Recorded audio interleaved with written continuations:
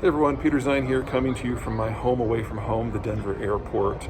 It is the 13th of February, and the news over the weekend is that the Russians have announced a near imminent plan to cut 500,000 barrels a day of oil production, which comes out to about 0.5% of global production and roughly 10% of Russian exports. Now, for those of you who have been watching me for a while, you know that I'm really concerned about the stability of Russian production, not just because of the war, but because of their geology. Most oil production comes from the permafrost. And if there's a situation where the crude can't flow, whether because people aren't taking the crude away at their export points or because they shut it in themselves, the crude in the wellhead freezes into gel, and the water that comes up as a byproduct freezes into ice, and it pops the wells from the inside. And repairing that damage the last time around took 30 years. And last time, most of the oil services firms were part of the process. This time they're gone. So if we do lose Russian oil production for any reason, it's not just gone, it's gone for a very, very, very long time, and that is not priced into the market at all.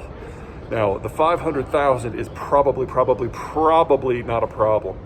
The Russians have about 1 million barrels per day from their western fields that are not in the permafrost. And so they can shut those in and bring that back on and shut it in again and bring it back online. In fact, they did this in the early weeks of the war last time when people weren't taking their crude.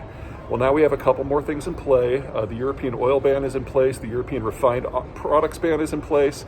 It's not technically illegal to buy or ship these products, but you have to do it without European insurance or vessels if it's under a certain price point.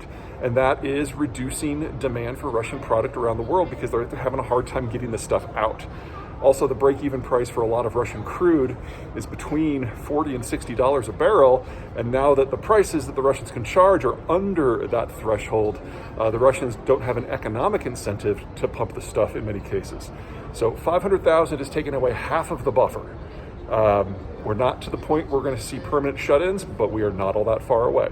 Oh yeah, and that reminds me that all this talk of oil and disruption and Russia and the Ukraine war, this is going to be part and parcel of what we're going to be covering this Friday in our seminar about the economic impacts of the war 1 year on.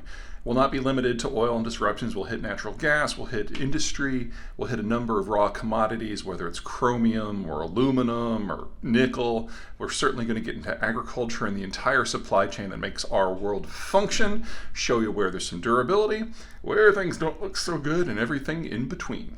You can get that information right here in this email, and I will see you there.